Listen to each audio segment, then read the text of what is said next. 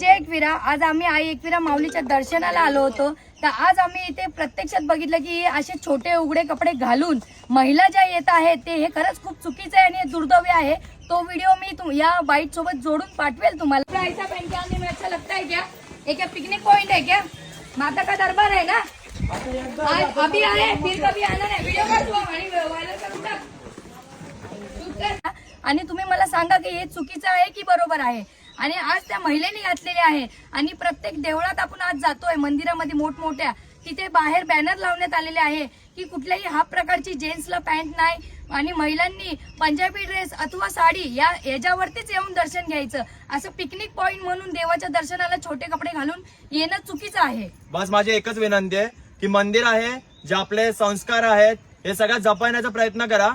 आपली संस्कृती आपल्याला पुढे न्यायची आहे. या सगळ्या प्रकारात तुम्ही आम्हाला सगळ्यांना सपोर्ट करा. मला फक्त एकच विनंती